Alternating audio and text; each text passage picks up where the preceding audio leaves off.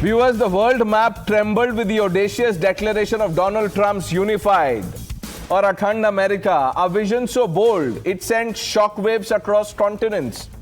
The announcement of a cartographic strike on Canada, a move to merge it into the United States, is not just a geopolitical gambit. It is a statement that has redefined the very fabric of international norms. Viewers, as the Canadian Prime Minister Trudeau grapples with the implications of such a drastic change, the ripple effects could also be felt far beyond North America, casting a long, ominous shadow, dare I say, over South Asia, particularly Pakistan. Yes, viewers, many believe in Islamabad the air is already thick with apprehension as whispers of this new American doctrine reverberates. For Pakistan, the fear is of a domino effect that could alter its own borders. It's about their very existence. They are spooked by the idea of an Akhand Bharat strike. Viewers, the term Akhand Bharat, an undivided India, has always been a contentious idea, evoking historical claims to regions that now form Pakistan and others, including the region of Pak-occupied Kashmir. With Trump's actions, the murmurs of taking back POK from Pakistan suddenly seem not just plausible but imminent. Don't be surprised, viewers, if the Pakistani media comes up with analysis, speculation and scenarios of India making maneuvers to reclaim occupied territories. But let's first begin to dissect what Trump is trying to do and what it means for the world. Are you also considering military force to annex and acquire? No, economic force, because Canada and the United States, that would really be something. You get rid of that artificially drawn line, and you take a look at what that looks like, and it would also be much better for national security. Don't forget, we basically protect Canada. But here's the problem with Canada. So many friends up there. I love the Canadian people. They're great. But we're spending hundreds of billions a year to protect it. We're spending hundreds of billions a year to take care of Canada. We lose in trade deficits. We're losing massive. We don't need their cars. You know, they make 20% of our cars. We don't need that. I'd rather make them in Detroit. We don't need the cars. We don't need their lumber. We have massive fields of lumber. We don't need their lumber. We have to unrestrict them because stupid people put, restrictions on, but I can do that with an executive order. We don't need anything they have. We don't need their dairy products. We have more than they have. We don't need anything. So why are we losing $200 billion a year? Let's open this up. Sushant Sareen joining us, Omar Abta, journalist from Islamabad, Anis Farooqi, senior Canadian journalist, also on the show. Gentlemen, good evening. Sushant Sareen, how would you, break this down for our viewers? What does this mean? Unified America. No, look, I think he is just rattling the cage. Partly it is, I think it's more economic because he has a bit of a bean counting approach that if America gives certain concessions to Canada, it does get some things in return. It's highly undiplomatic for him to say that, Canada should now get absorbed in the United States. Everybody knows that's not going to happen. But I think the argument is largely economic because his claim is that, look, there are so many trade concessions that we are giving to Canada, so many security concessions or underwriting Canadian security. Why do we need to do this if it's a separate country? It should become, say, the 51st state of the United States. I'm sure that hurts the Canadians and certainly it hurts Trudeau and it warms the cockles of many an Indian heart considering the kind of dirty, sinister games that Trudeau and his bunch have been playing against India with these Khalistani scumbags and thugs that they've been using. But aside of that, on a more serious note, I don't think this really washes down very well. And I don't think it's a very politic and diplomatic thing to say. On the other question which you were asking, you yourself seem to be wanting to rattle the cage a bit. I don't think anybody in India really wants an Akhand Bharat. Thank God to Muhammad Ali Jinnah for getting us rid of all this trash into Pakistan. But I think what they need to really worry about is Akhand Afghanistan. And I think that's where the real challenge is coming from the Afghans right now. I think we are very happy the Pakistanis can keep stewing in their juice. We've got rid of the worst of them. And yeah, I think we are pretty satisfied with what we have. They have a certain portion of India with them. In due course of time, that too shall become part of India. For the rest, who cares what happens to them? I was only trying to reflect the sentiment of social media when I said what I said in the introduction. But Anis Faruqi, Trudeau has got a taste of his own medicine. Trudeau has been celebrating the Khalistanis, who are a threat to the idea of India. This is Trump's response. How does it feel? I don't think Trump has that aspect of Khalistani in his mind while he was saying those things. It is purely that even in the last term of Trump, he didn't have a good relationship with Trudeau, and he was not happy with the lumber trade and the other trade and economic situation between Canada and America. But that the fact remains, as Tareen Saab said, that it is a fool's paradise dream that Canada and America is going to be annexed together, and we're going to be a one United States of America. No, I only wanted to know your response on, how it feels to be on the, when the shoe is on the other foot. Till now, you have been, doing this, again, I don't know, hide and seek with the Khalistanis. Yeah, but again, that Trudeau's gone, right? Liberal is gone. Who's going to come next? It's going to be conservative or Oliver. But are they going to, listen to Mr. Trump? And again, neither Canadians nor Americans, they're going to be accepting this plan of Mr. Donald Trump, which is again not acceptable to any of the provinces. Remember that there is a French Canada, there is an English Canada, then the Aboriginal territories.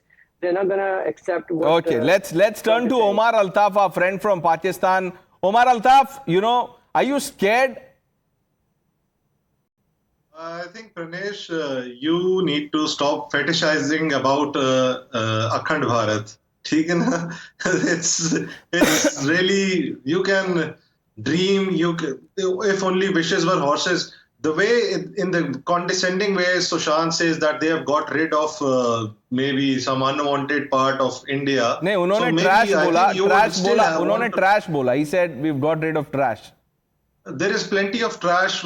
I think Modi thinks of Indian Muslims as trash as well. So maybe you want to get rid of them as well, and you want to get rid of Sikhs. You want to get rid of Sikhs in Punjab as well. So maybe that too is trash. I don't know how. This is when I say that Pak is the patron of Khalistanis. You see how hurt you sound. Because Trump has redrawn the map of Canada. दर्द आपको पाकिस्तान में हो रहा है. रतन शारदा, ये जो connection है, ये क्या है sir? This goes beyond borders. Pakistan is also a patron of Kashmiris, so Pakistan may be a patron of Sikh separatism. Pakistan, 1 minute, for all you know, Pakistan is a patron of terrorists. That's it, period. Ratan Sharda. But now he speaks. He's finally lets the cat out of the bag that Pakistan wants very badly Kashmir as well as whatever he can damage the Punjab area. Now see, Pakistan is born of sin. It never considered other parts of Pakistan except the Punjabi area to be really Muslims. They never gave respect to Pakhtuns, Baloch, Sindhis, and even Pak-occupied Kashmir Shias. All that is coming back to harm them now. So Pakistan is bound to implode today or tomorrow. That is a time when the so-called Akhand Bharat, not in terms of geography, in terms of very strong alliance with these regional small regions, which will crop out of Kashmir, Pakistan, and only Punjab will be left. That too, people are so unhappy that they want to be back to India. Whether it take them or not is a different issue. Now coming to the larger issue, see, Akhand is a word that is very sacred to us. America doesn't talk of Akhand Bharat. The entire background is very different. We are one nation broken into pieces by imperial powers. America has never won. It was a collection of hundreds of native countries which are decimated, killed with they were massacred, and two countries born out of colonial power, that is US and Canada. They come from the same stock, they come from the same sin, and they have no reason to be separate. I am not saying they should be one. But why can't Trump have soft border like Europe has with each other? Why did you have to spend millions of dollars or billions of dollars on having a line where Canada is only secondary power to US and does what the US bids? Only during Trudeau's time there has been problem. So ultimately, Canada and US will work together. They have to reduce the cost of borders and they have to have some kind of economic strength. That is basically what it could be. But to talk of this kind of language that we will have Canada as our own country, etc., doesn't gel well. And that doesn't go with the Indian idea. So I don't think you can put two together. Yes, but there is a lesson from Pakistan that supporting Khalistanis, supporting Kashmiris, ultimately has hurt it. India has locked, India has continuously grown, expanded geographically, influence-wise, and Pakistan has been decimated to a third-grade terrorist country. That is what Pakistani journalists should worry about. As an intellectual class, do they believe that what they have done to Pakistan is really good? Pakistan has gone into the hand of radicals. There is no law and order. Military rules the country, and it does what it wants. And all this, the money you have spent on Kashmir and Punjab is going down the drain. You better Like get Sushant those Sarin Canadian said, they should worry Khalistani about to unified Pakistan. Afghanistan. Yes, look Suhail at said, Afghanistan. Their own pet dog. It is are not you biting them surprised back. by what Trump has said? Because, this is what Trump is known for. So here's the thing. If you've studied Donald Trump, you will know three things. Number one, he's a balloon floater. He floats multiple balloons. He's actually seeking a reaction. He's trying to figure out what will fly and what will not. A, B. If you remember, before his last term began, he started talking about Mexico, the wall, the wall, the wall. Canada is the new wall for Trump. Number two, what did he do with NATO? He was very clear that American spending and American contribution to NATO was far greater than other countries, and he cut the budgets down. What is the message that you send back home to America? That, look, I'm looking after American interests. Please remember, and with all due respect to all these intelligent people, Trump doesn't give a monkey's toss about Khalistan, about separatism, about anything. He is the American president. He is fighting for America. So let's not get very excited कि भाई वो हमारे लिए बात कर रहा है. He's talking for no one. He's only talking for America. Look at what he said about the car production. His whole strategy, Pranesh, is to make America great again. If there is collateral damage, trust me, that collateral damage is not strategic. It's by the way. So let's not be exulting in India saying, oh, see, he screwed Trudeau because Trudeau was messing around with us. He doesn't care. He's interested in American interest. He's interested in American hegemony. He's interested in establishing the American supremacy with economic rationale. That's why he mentions $200 billion. That's why he mentions the contribution of NATO. That's why he talks about percentage of cars that are coming in from Canada. That's why he talks about dairy.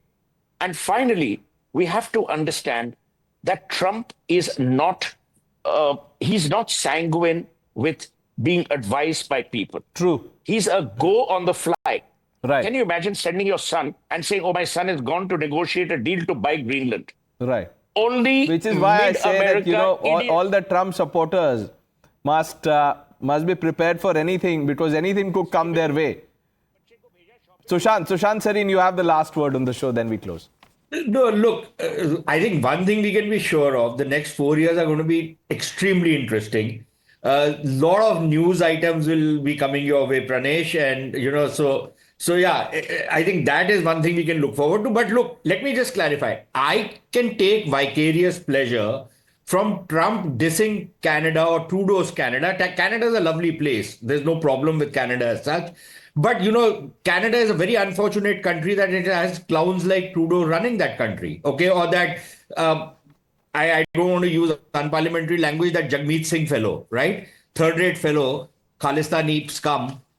That is Canada's problem. But the thing is that I can at least take vicarious pleasure when he rubs the nose of these Liberal Party guys in Canada in the dust. I certainly don't. It's certainly not my case that he's doing it because it'll please India. He's doing it because it pleases his own constituency. He's reaching out. Suhail is absolutely right. He's reaching out to his own constituency. He is playing the American nationalist card, which is something a little unusual for many Americans. They are very nationalistic, but they don't want to show it to the rest of the world. But that is the card he's playing. And I think to that extent, one understands where he's coming from. But the problem is going to be that you can't make America great again by rubbing the nose of your close allies and partners in the dust. to some extent it works, but it also creates a bit of a reaction. And we will see some of it. America loses a lot of its diplomatic capital with the Trump in a China shop kind of an approach, which he tends to follow. Let's see, what more awaits us as Trump takes over the White House. Gentlemen, thank you for joining us on India Upfront. The news are with Navika Kumar on the other side.